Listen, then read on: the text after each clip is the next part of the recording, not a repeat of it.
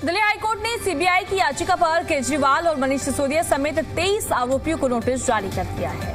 वहीं इसी को लेकर जी दिल्ली एनसीआर हरियाणा के संवाददाता ने कांग्रेस प्रदेश अध्यक्ष देवेंद्र यादव से खास बातचीत की है।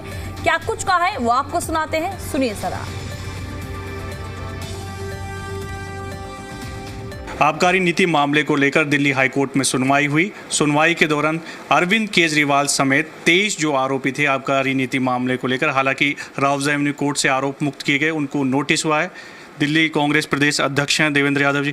सर, कैसे देखते हो ये आज सुनवाई हुई कोर्ट में, नोटिस कर दिया गया है अरविंद केजरीवाल समेत 23 जो लोग थे उन सभी को?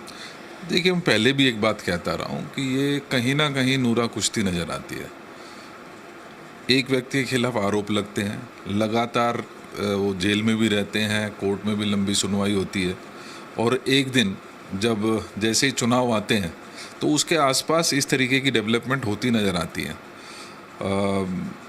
और उसी के चलते मुझे लगता है कहीं ना कहीं केजरीवाल जी को बरी भी किया गया। अब कोर्ट में अपील गई है, कोर्ट ने नोटिस किए हैं, कोर्ट अपना समय लेगा। लेट अस सी आगे कैसे बढ़ता है। बीजेपी कह रही है लेकिन सबूतों को नष्ट किया गया था। प्रेस कॉन्फ्रेंस की कैबिनेट मंत्री आशीष सूद ने, प्रदेश अध्यक्ष ने कहा कि तमाम सबूत जो है वो नष्ट किए गए थे। कोर्ट में सुनवाई है, लेकिन कोर्ट से जरूर थोड़ी बहुत राहत मिली है। सीबीआई के जो अधिकारी के लिए कार्रवाई की बात कही गई थी उसको रोक दिया गया है। देखिए, मेरा स्पष्ट मानना ये है कि जो भी सबूत थे, कहीं ना कहीं सबूतों के अभाव में जिस तरीके से उनको बरी किया गया, और उससे पहले उन्हीं सबूतों के बिहाफ पर केजरीवाल जी को जेल भेजा गया था। तो इस तरीके की बात जो है, ये उसमें क्वेश्चन मार्क तो ज़रूर लगेगा ही, और लोग प्रश्न भी पूछेंगे। तो कहीं ना कहीं ये बात ज़रूर सामने आती है कि इसमें ये जो आपसी खेल चल रहा है वो धीरे धीरे ऐसे उजागर ज़रूर होगा। आप कह रहे हो कि ये मिली जुली चीज़ें चल रही हैं सब? देखिए, मेरा सवाल तो सीधा है। तमिलनाडु में चुनाव होते हैं, चिदम्बरम जी के खिलाफ प्रोसिक्यूशन की परमिशन मिल जाती है।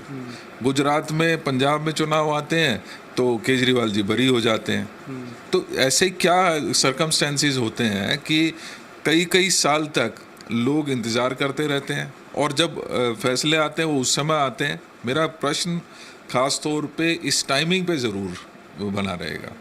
लेकिन आम आदमी पार्टी कह रही है कि कोई भी जो सबूत थे वो सब सामने थे, किसी सबूत को नष्ट नहीं किया गया, पूरी तरह से ईमानदारी से केस चला कोर्ट के अंदर और वहाँ से आरोप मुक्त हुए। चुनाव का आप जिक्र कर रहे हैं, चुनाव के लिए वो कह रहे हैं कि क्योंकि एक लंबा टाइम हो गया था तो कांग्रेस को बेवजह मुद्दा बना रही है।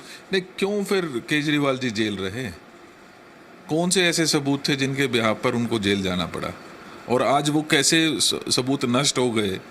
क्योंकि लगातार आप देख रहे हैं कि ये एक पर्दे के पीछे का एक गेम चलता है कि कभी सीबीआई के पास केस चला जाता है, सीबीआई उसको कमज़ोर करती है, और जो दिल्ली पुलिस वाला जो केसेस हैं उनको आप नज़रअंदाज कर दिया जाता है। क्योंकि सीबीआई जब कोई सीबीआई के केस में बरी हो जाता है तो सीधा उसका बेनिफिट जो है वो दिल्ली पुलिस वाले केसेस में मिलता है।